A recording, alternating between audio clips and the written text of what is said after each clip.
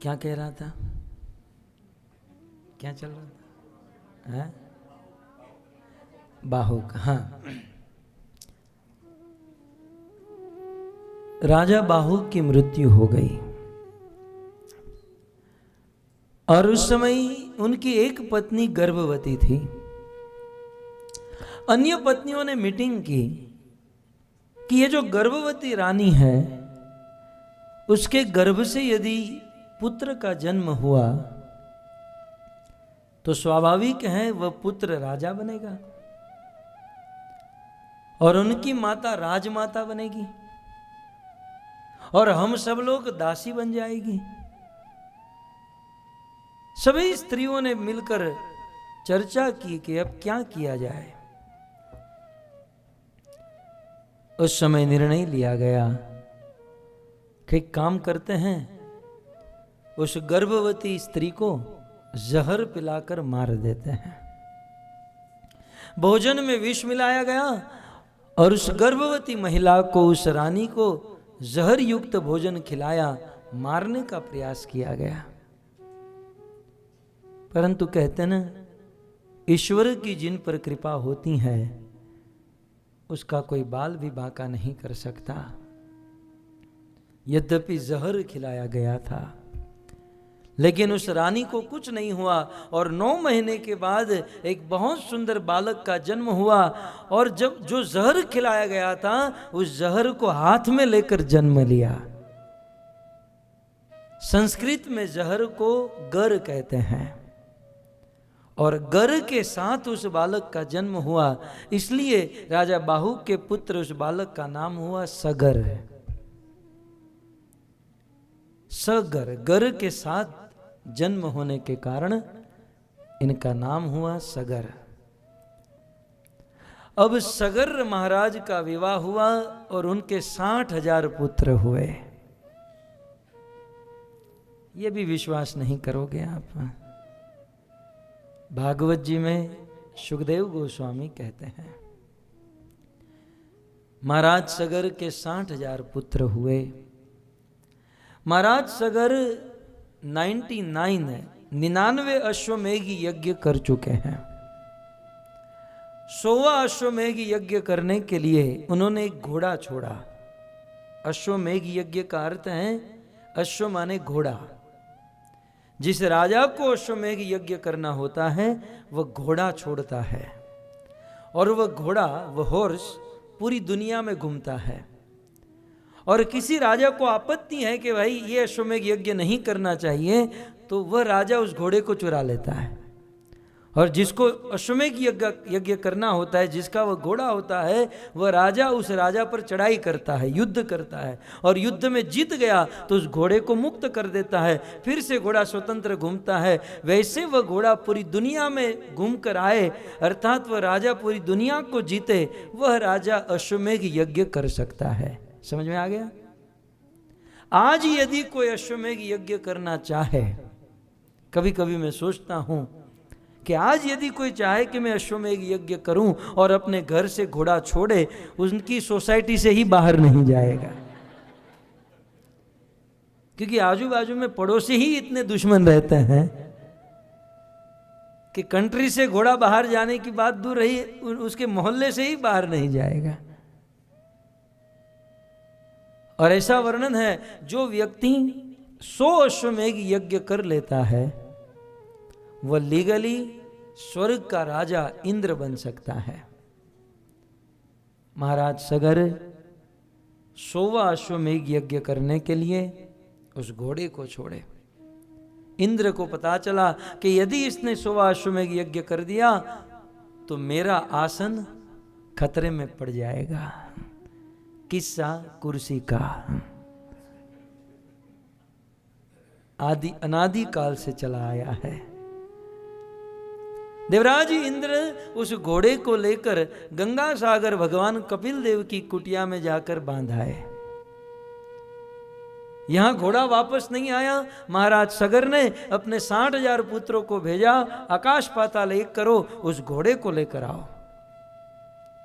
सुखदेव गोस्वामी कहते हैं कि वे 60,000 पुत्र घोड़े को ढूंढने गए ऐसा वर्णन है कि उन 60,000 पुत्रों ने भूमि को खोद दिया।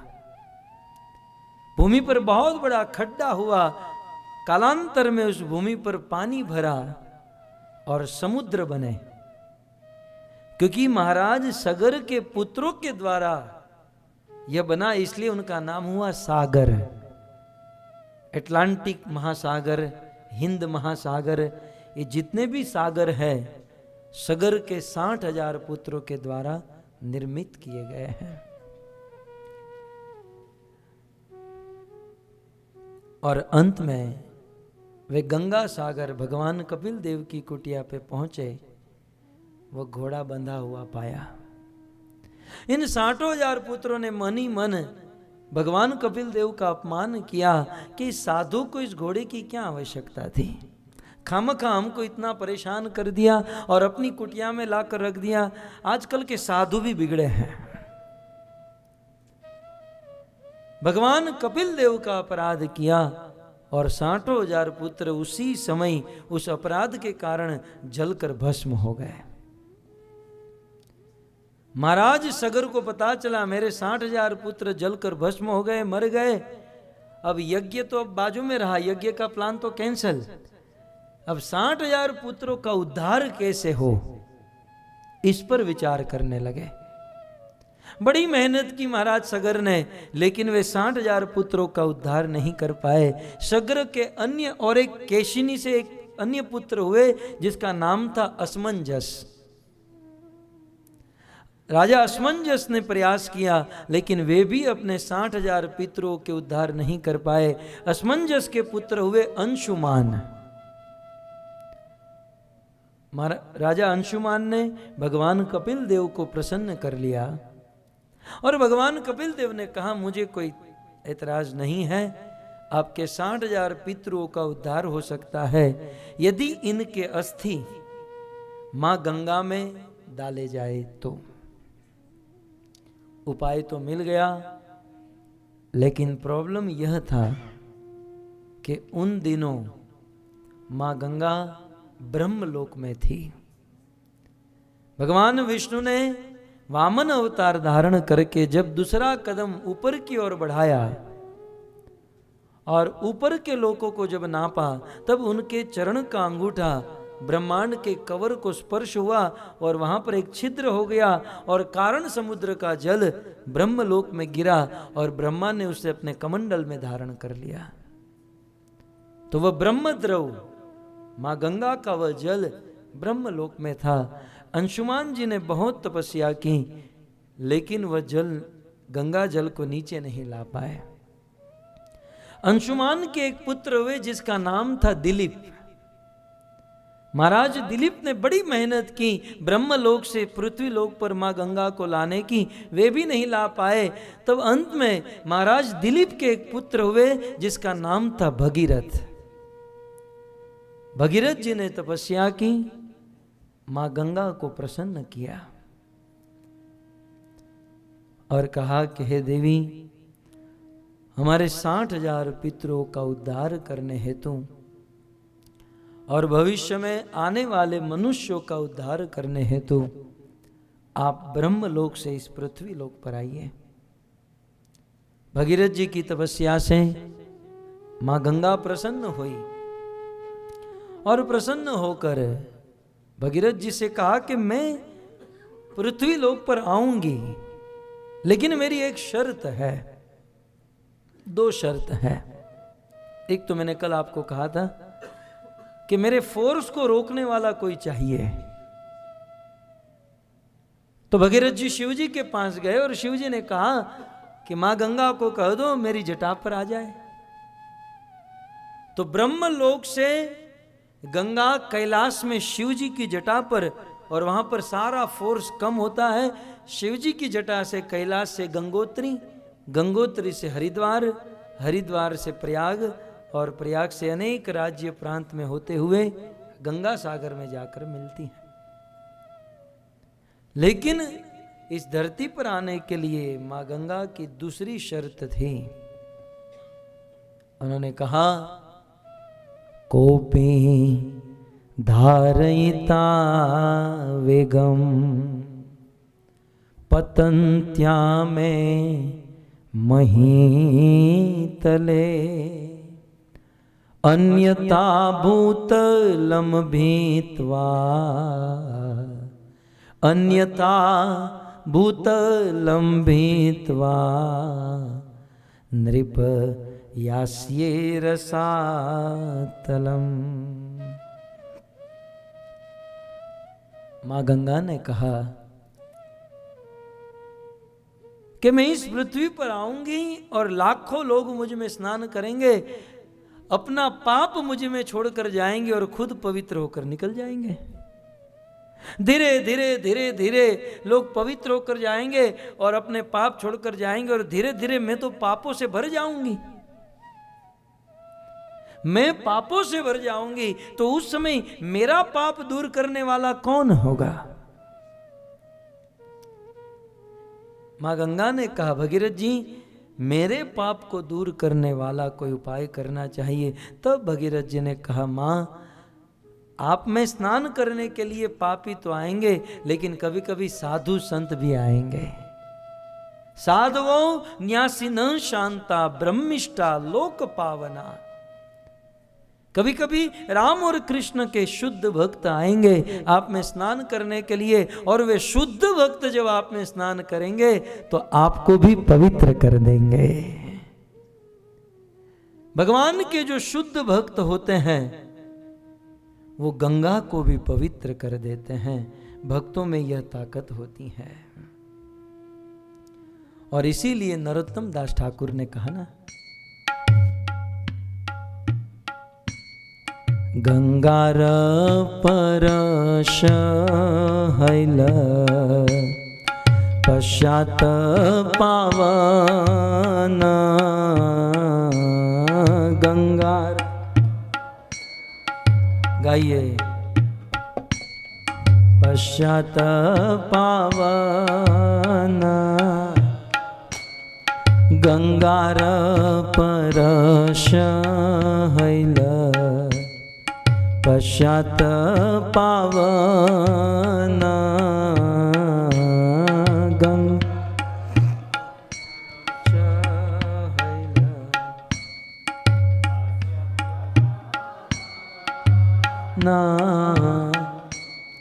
दर्शन पवित्र करो एई तो मार्गुण। पवित्र करो एई तो मार्गुण। दर्शन पवित्र करो एई तो मार्गुण। दर्शन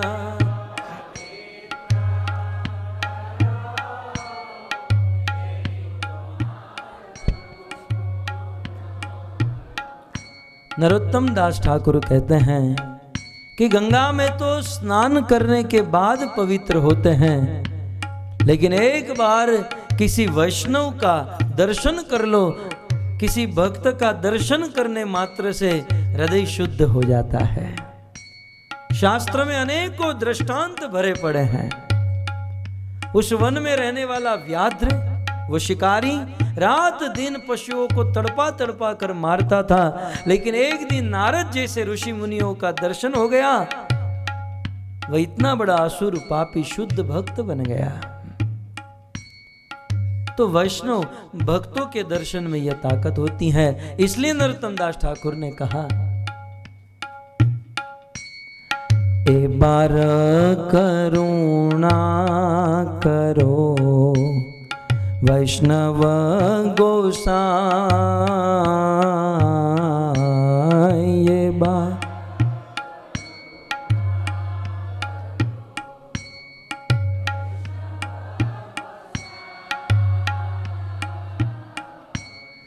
पतित पावन तो मां बिन के होना। पतित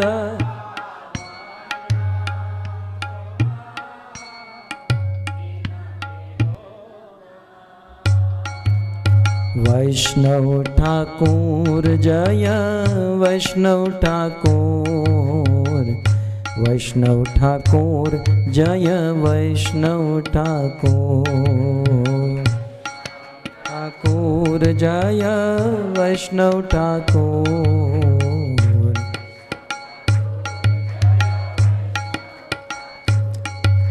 वैष्णव ठाकुर जय वैष्णव ठाकुर वैष्णव ठाकुर जय वैष्णव ठाकुर जय वैष्णव ठाकुर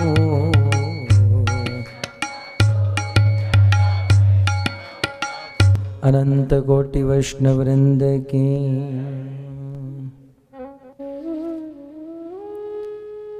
इस प्रकार भगीरथ जी ने कहा कि आप चिंता न करें, आप में शुद्ध भक्त स्नान करेंगे, वे आपको पवित्र कर देंगे। भगीरथ जी ने दोनों शर्त को पूर्ण किया और मां गंगा प्रचंड वेग से ब्रह्मलोक से उतरकर कैलाश गंगोत्री और इस धरती में आई।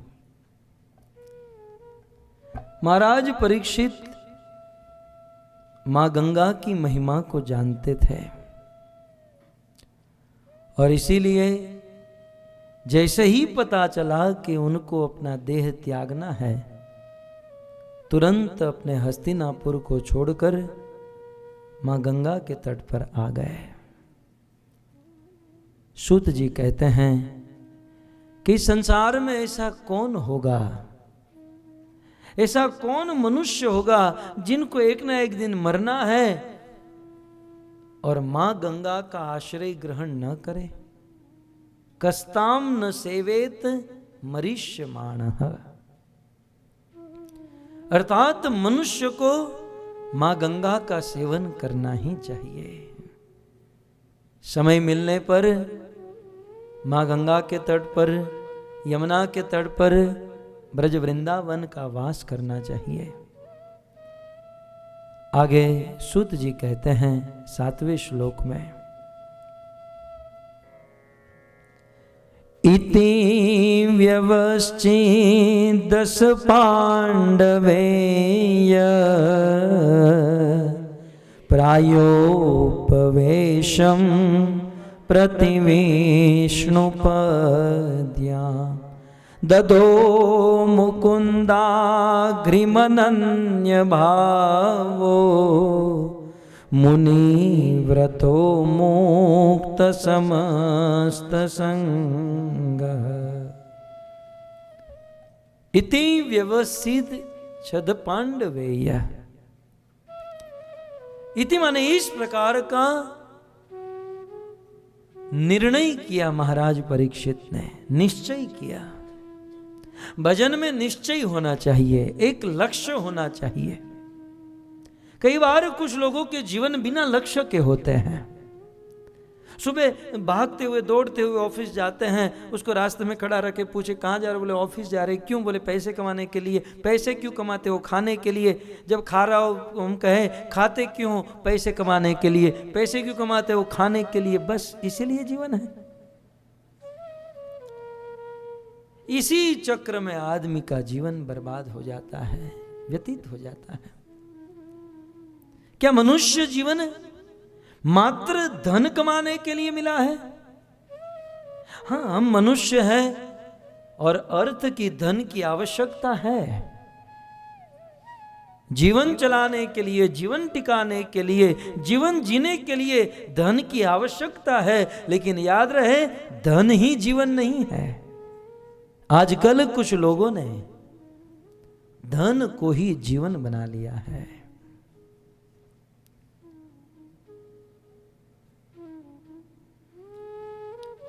महाराज परीक्षित का निर्णय था कि मैं गंगा के तट पर जाऊंगा। किसी ने पूछा इतना बड़ा निर्णय कैसे ले सके, तो कहते हैं सपांडवेय इति व्यवस्थित। सपांडवेय इतना बड़ा निर्णय इसलिए लिए क्योंकि पांडु के वंशज थे, पांडवों के वंशज, जिस वंश में इनका जन्म हुआ वे बड़े भगवान कृष्ण के भक्त थे और वंश परंपरागत ये गुण महाराज परीक्षित में देखा गया। क्या निर्णय लिया महाराज परीक्षित ने? प्रायोपवेशम प्रतिवेष्णुपद्या।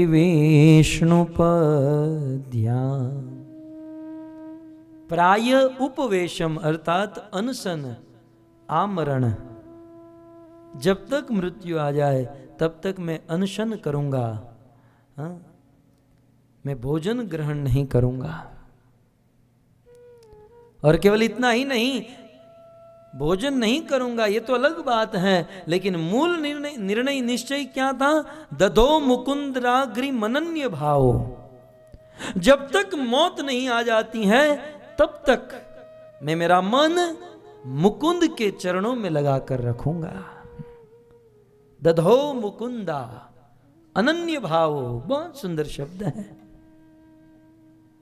मैं मेरा मन मुकुंदा दधो, मुकुंद को दे दूंगा, कृष्ण को दे दूंगा। कृष्ण का एक नाम मुकुंद है। इसके दो कारण है। कृष्ण के दांत कुंदकली के होने, कुंदकली जैसे होने के कारण उनको मुकुंद कहते हैं। और मुकुंद का दूसरा अर्थ है मुकु माने मुक्ति। मुकु माने मुक्ति और द माने ददाती, जो मुक्ति देने में समर्थ है उसे मुकुंद कहते हैं।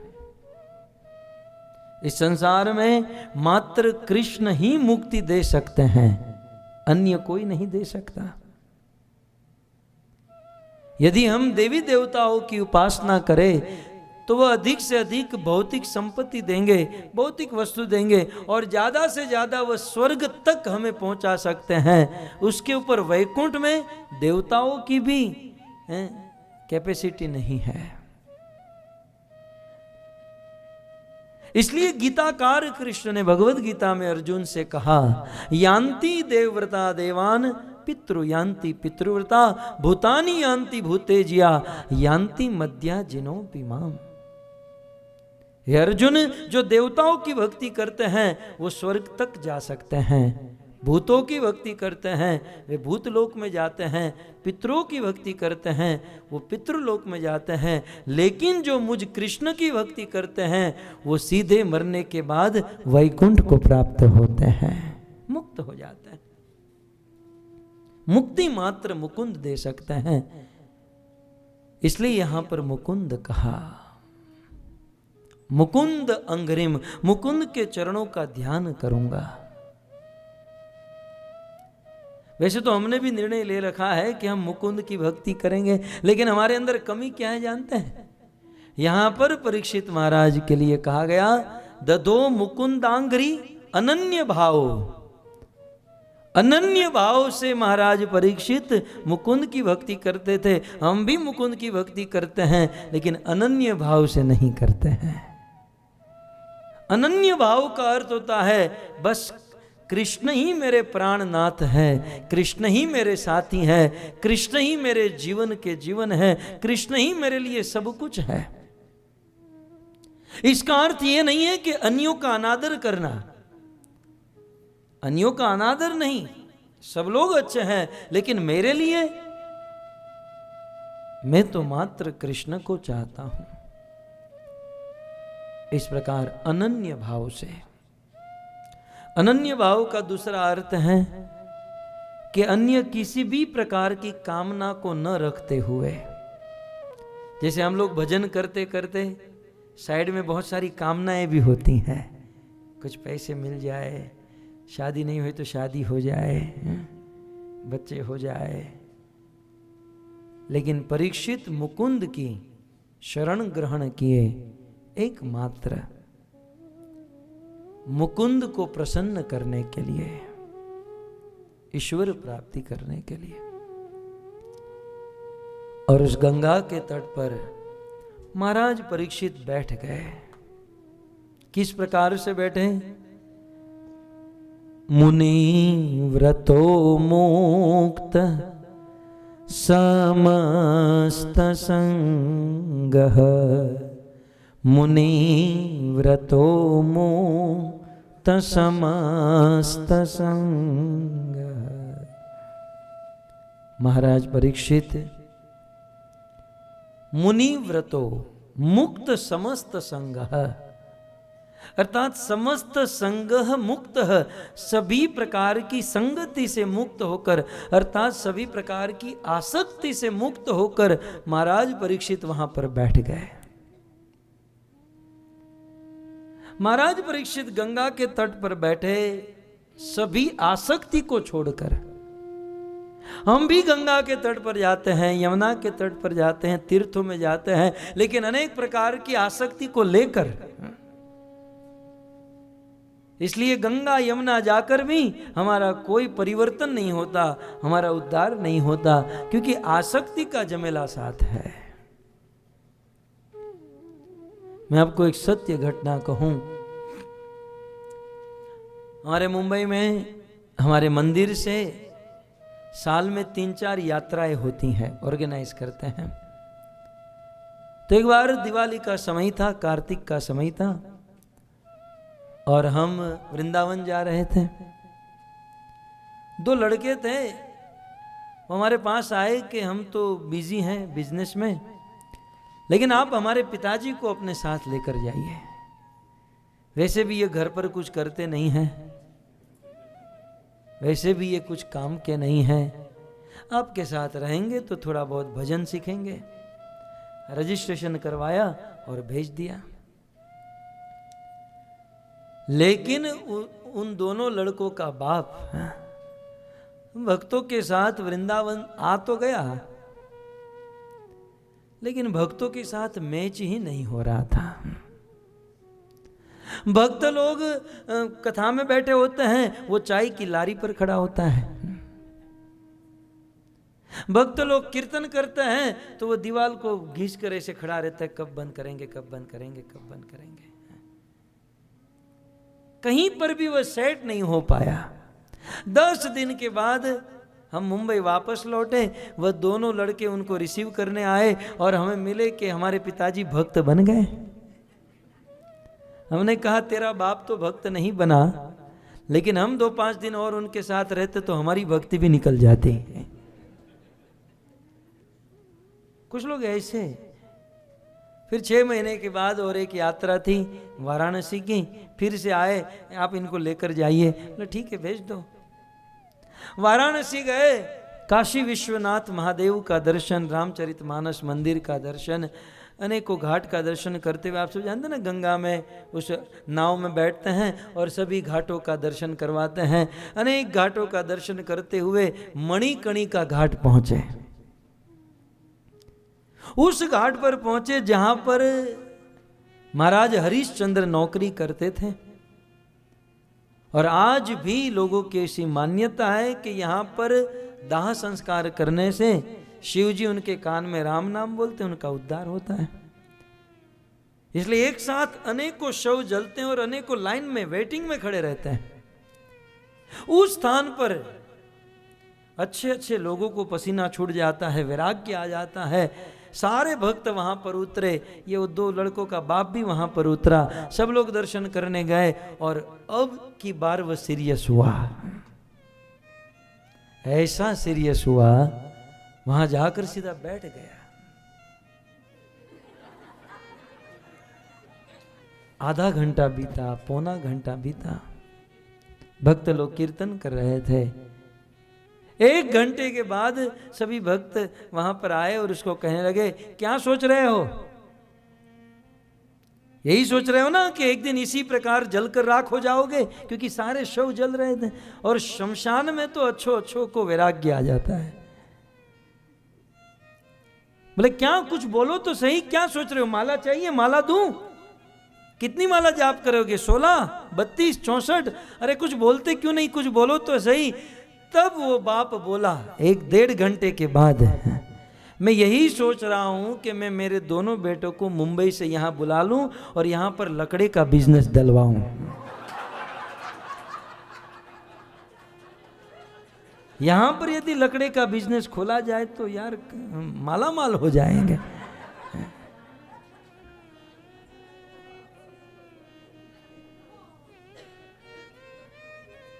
मुनि व्रतो मुक्त समस्त संग, मैं इस शब्द पर बोल रहा हूं। मेरी प्रत्येक बात श्लोक और सिद्धांत से अनुकूल होती है। महाराज परीक्षित गंगा के तट पर बैठे तो सारी आसक्ति को छोड़कर, और हम लोग भी गंगा यमुना आदि के तट पर बैठते हैं, लेकिन आसक्तियों को लेकर अभी भी लोगों के मोबाइल बज रहे हैं, आसक्ति को लेकर बैठते हैं।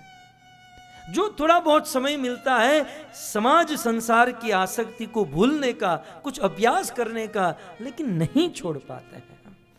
ये बहुत कठिन है भक्तों। इसलिए कहा ये भजन का मार्ग सुरस्य धारा, तलवार के धार के ऊपर चलने के समान है। ये तलवार की धार क्या है?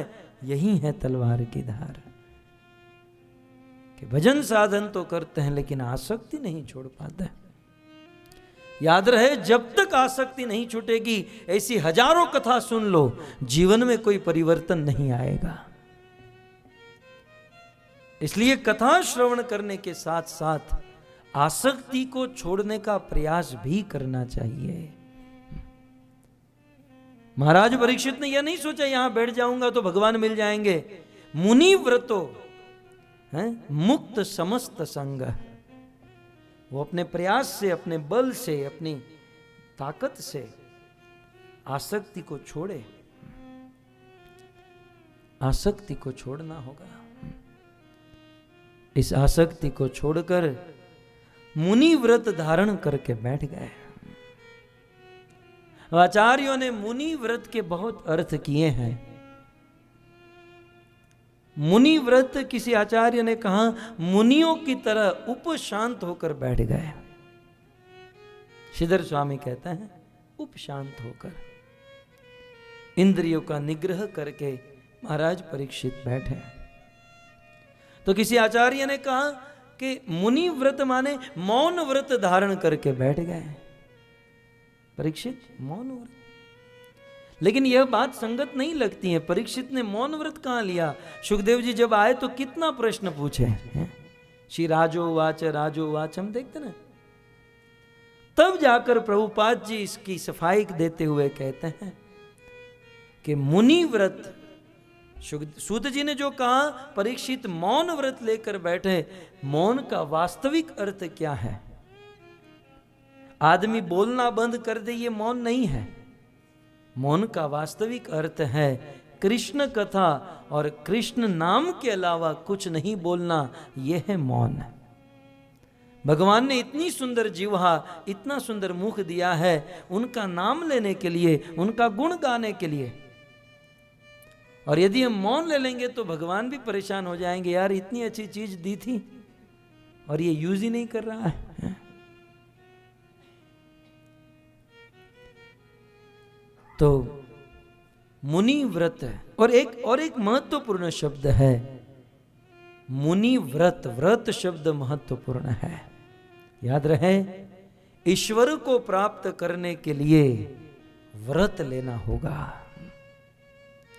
बिना व्रत के, व्रत माने नियम, बिना नियम के, बिना संकल्प के, बिना व्रत के हम अध्यात्मता में प्रोग्रेस कतः कभी भी नहीं कर पाएंगे। क्योंकि मन बहुत चंचल है। मन को यदि खुला छोड़ दिया तो ये गंदी जगह पर जाकर ही बैठेगा, ये कुछ अच्छा काम नहीं कराएगा। कुछ अच्छा करने के लिए संकल्प लेना होगा, नियम लेना होगा। कारण यह है कि हजारों जन्मों से हम बुरा करते आए हैं, इसलिए अच्छा करने की प्रैक्टिस नहीं है। तो जिस चीज की प्रैक्टिस नहीं होती है, अभ्यास नहीं होता है, उस चीज के लिए व्रत लेना होता है, नियम लेना होता है, और उस व्रत में, उस नियम में बंधे रहना होता है। और नियम में बंधे बंधे जब हम कार्य करते हैं, भजन करते हैं, करते करते फिर एक दिन वो स्वाभाविक हो जाता है। फिर नियम की आवश्यकता नहीं रहती, स्वाभाविक। जैसे गोपियों को कृष्ण का स्मरण करने की आवश्यकता नहीं होती थी, वो स्वाभाविक होता था। इवन गोपियां कहती थी कि प्रभु कुछ समय के लिए हम आपको भूल सके, ऐसी कृपा कीजिए ताकि घर के काम ठीक से हो। और हम लोग भगवान से कहते हैं कि आपका स्मरण बना रहे, ऐसी कृपा कीजिए। बिल्कुल उल्टा है। इसलिए नियम होना चाहिए। ये भागवत कथा एक बहुत सुंदर अवसर है नियम लेने के लिए। मैं आशा रखता हूं कि हम सब भागवत कथा सुन रहे हैं तो कोई ना कोई नियम लेंगे। अब हमारे पास 2 दिन, आज और कल का दिन बचा है। आज से ही हम शुरू करेंगे।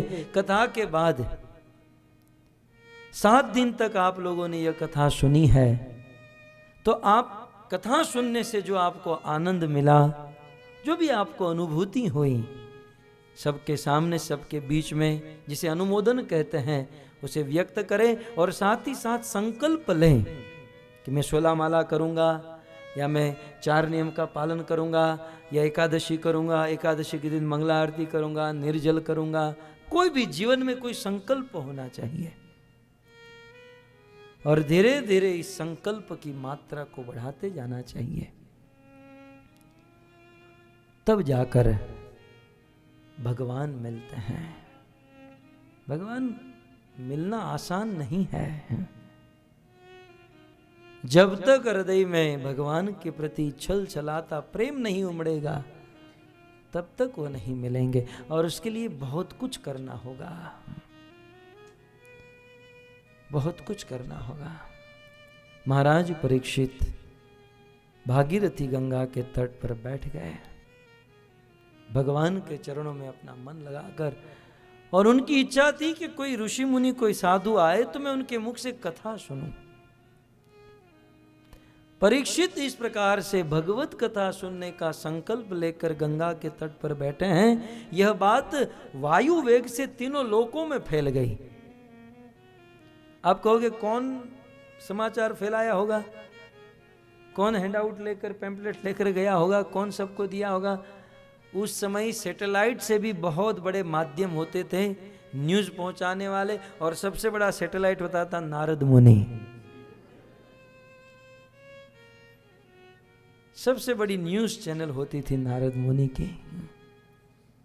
तुरंत ही वायु वेग से सबको पता चल गया कि परीक्षित सब कुछ त्याग कर गंगा के तट पर बैठे हैं, और परीक्षित गंगा के तट पर बैठे हैं तो निश्चित कोई महान संत आएंगे, कथा सुनाएंगे, हम भी कथा सुनेंगे। इस भाव से दुनिया के कोने कोने से अनेक बड़े बड़े ऋषि मुनि अकेले नहीं, अपने अपने हजारों शिष्यों को साथ ले लेकर महाराज परीक्षित की सभा में आने लगे। सूत जी कहते हैं इस बात को, तत्रोपजगमुम ए भुवनम पुनाना महानुभावा मुनय सशिष्या प्रायेण तीर्था भिगमापदेशे प्रायेण तीर्था भिगमापदेशे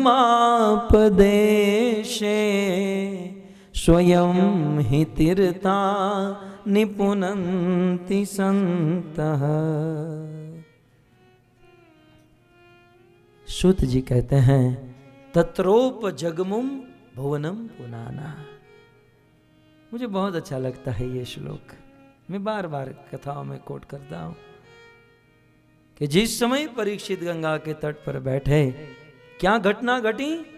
दुनिया के छोटे बड़े सभी ऋषि मुनि तत्र, तत्र माने कहा, जहां परीक्षित बैठे थे वहां उपजगमु, उपजगमु माने पहुंच गए, आ गए। क्या परीक्षित ने सबको इनविटेशन भेजा था? नहीं, सारे ऋषि मुनियों के नाम आएंगे, एक से एक ऋषि मुनि, लेकिन किसी को इनविटेशन नहीं था। आज तो लोग इनविटेशन की राह देखते हैं। चर्चा चलती है कि बहुत सुंदर कथा वॉशिंगटन डीसी हमारे इस्कॉन में मदन मोहन मंदिर में हो रही है, मुंबई से कोई आए हैं, लाल गोविंदास, चलो ना। तो सामने वाली पार्टी कहती हैं कि हमें इनविटेशन नहीं है ना, हम नहीं आ सकते। कथा में आने के लिए इनविटेशन की राह देखते हैं। उस समय